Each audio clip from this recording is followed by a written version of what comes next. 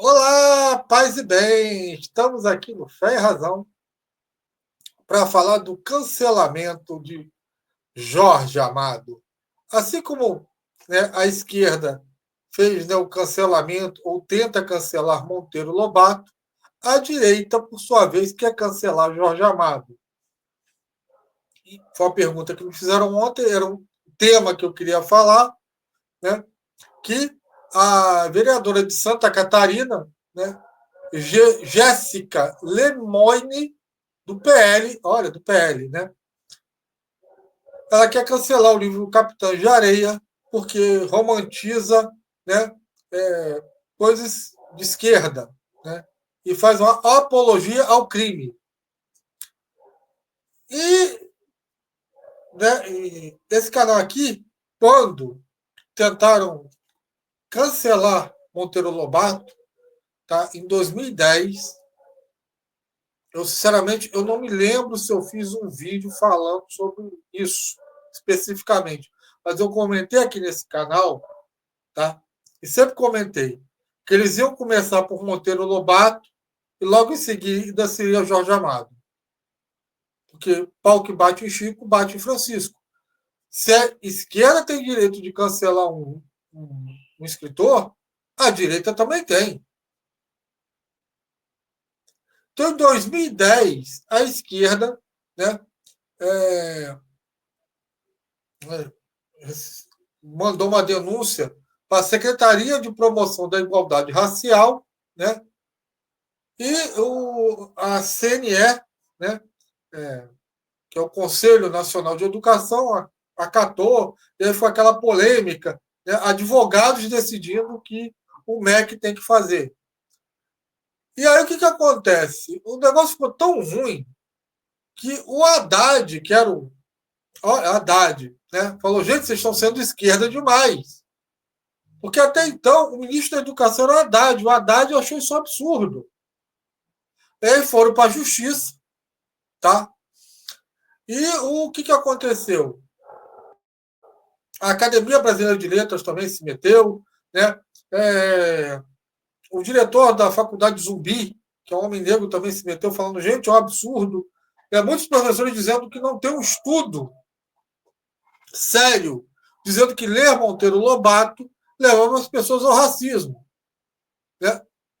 Eu digo para vocês que cresceram vendo o sítio do Pica-Pau Amarelo, ou leram, né, o livro de Monteiro Lobato, vocês se tornaram racistas por causa disso? Deixa aí nos comentários, né, manda para mim off, né, o meu e-mail, só para mim fazer ajudar nesse estudo. Né? A mesma coisa, né, vocês vendo as obras de Jorge Amado se tornaram comunistas, correto?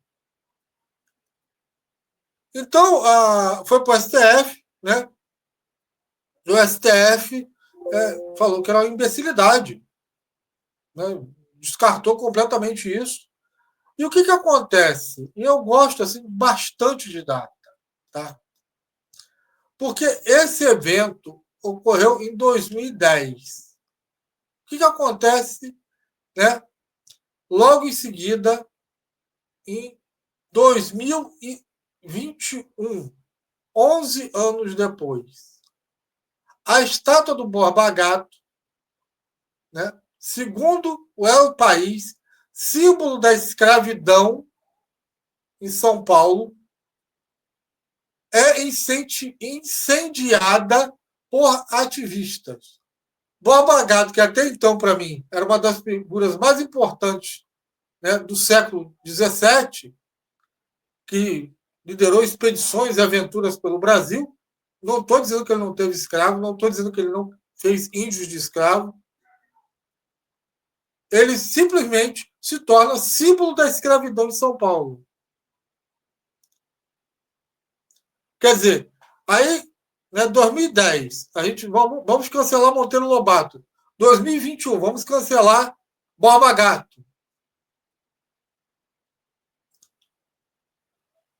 Eu falo, a esquerda é maravilhosa nesse ponto. Porque tem que se apagar a história, gente. A história não tem que ser contada com a realidade da época. Entendeu?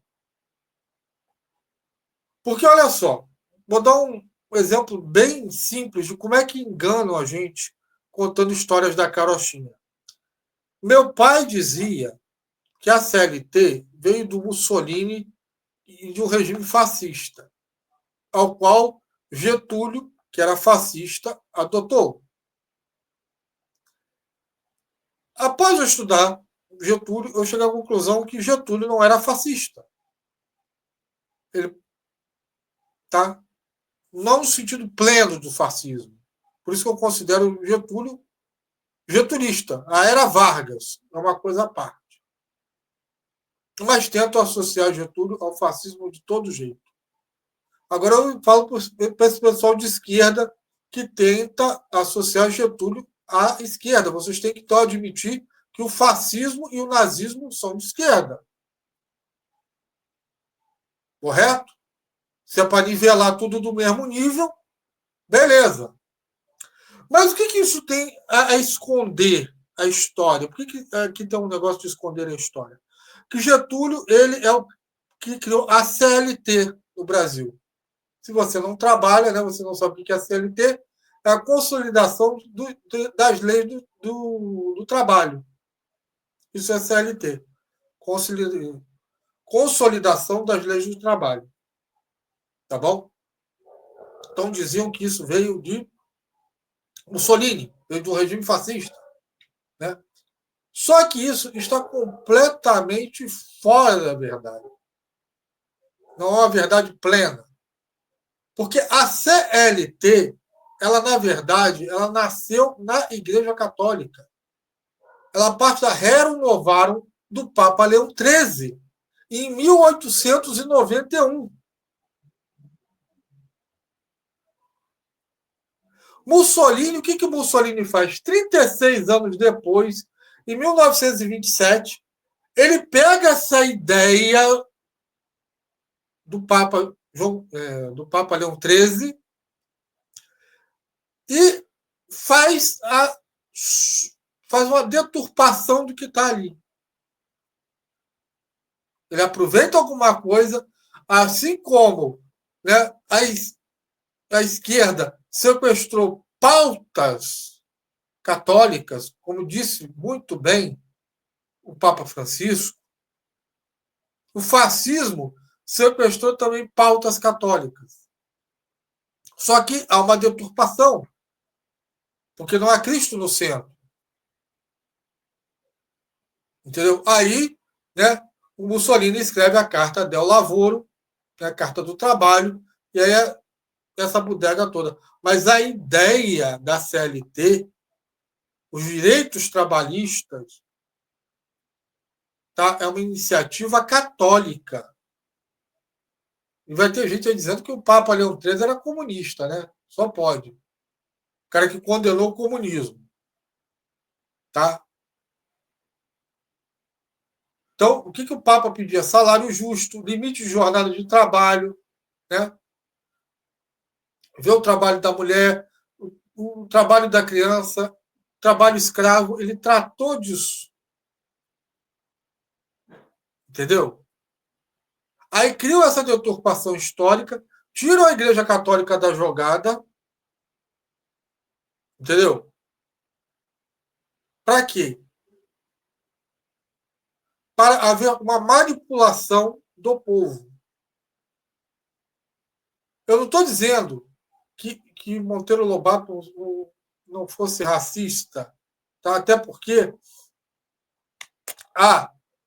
havia todo um esquema em cima disso.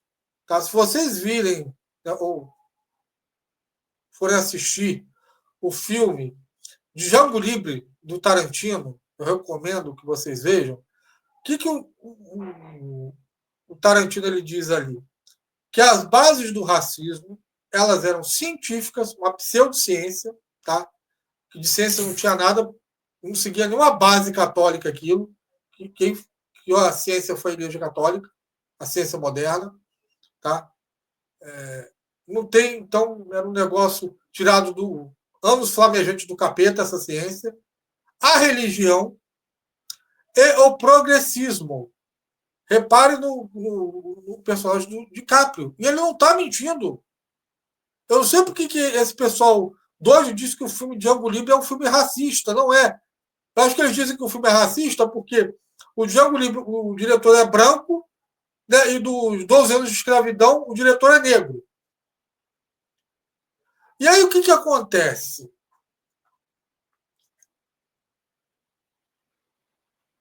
Né?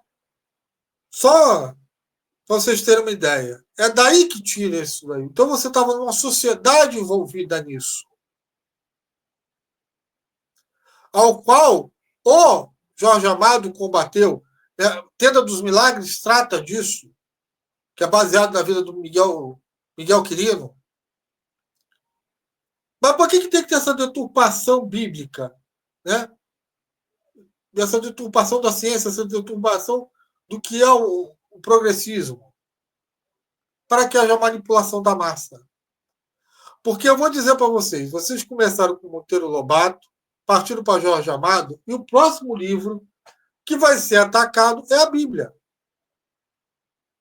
Sim, porque o Antigo Testamento, dependendo de quem leia, eu quero lembrar para vocês que no mesmo 2011, né, Marcos Feliciano, pastor, né, direitista do PSC na época de São Paulo, hoje em dia eu não sei nem mais o partido que ele é, mas sei que ele é de direita, diz que os negros eram amaldiçoados por causa de Noé, que é uma base bíblica. Correto? E eu vou dizendo mais. Eu me lembro da censura, que o primeiro que atacou o Capitão de Areia foi Olavo de Carvalho. Ele falou que o livro Capitão de Areia é a glorificação do marginal. E eu falei, olha, tem um livro que faz isso muito melhor que Capitão de Areia, que se chama a Bíblia Sagrada. É só ler a história do rei Davi e de Salomão. A diferença é que os garotos do Capitão de Areia eles se tornam, né, pessoas decentes. Davi não. Nem ele, nem Salomão. Dois picaretas, dois mafiosos da pior espécie. A Bíblia, ela não é contra a escravidão. A Bíblia é um livro que valoriza a marginalização, como eu falei. Eu só leio a história de Davi, miliciano, que quando se torna rei, ele manda matar, né, um homem para ter relações com a mulher dele, ou, né, porque ele teve relações, né, com a mulher de Urias. Está tudo isso bíblico. Então, o próximo livro a ser censurado, pela lógica, para mim, é a Bíblia. Não tem livro melhor para ser censurado. Né? Tem trechos lá homofóbicos.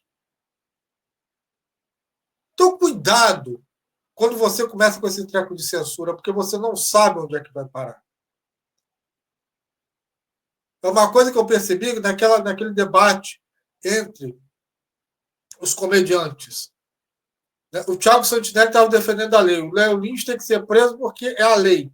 E o Nil Agra falando, olha, a lei é muito mais abrangente. E eu falo, eu entendo o que os dois estão falando. O que faltou ali foi a cabeça branca, apesar de ter o Cláudio Manuel. Pode dizer o seguinte, no Brasil, tá, para vocês entenderem a piada, você está falando com o comediante, eles sempre dizem que é só a cabecinha. E no final, se você sabe qual é o final da piada, você sabe que não é. Então, meu irmão e minha irmã, fica com essa reflexão, tá? Não tem que censurar livro nenhum de Monteiro Lobato, de Jorge Amado, dois grandes escritores, dois gênios da literatura brasileira. Porque daqui a pouco, pelo esse padrão de régua moral, você vai ter que censurar a Bíblia. Que é um livro bastante imoral. Tá bom? Eu podia citar aqui várias imoralidades que tem na Bíblia, que o pessoal diz amém e passa pano, porque diz que é um livro, olha a palavra de Deus. Mas é um livro cheio de moralidade. Que o cara dá a filha lá, né, para os outros fazer o que quiser com ela. Entendeu? É irmão vendendo irmão. É rei picareta. Salomão era um picareta sem vergonha. E aí justifica no final, não que ele foi deturpado pelas mulheres dele, não, ele é picareta desde o princípio. Então, esse é meu recadinho. Se você gostou aí, ó, tá o Pix passando aí, compartilhe nas redes sociais. Paz e bem para todo mundo e até a próxima censura. Amém.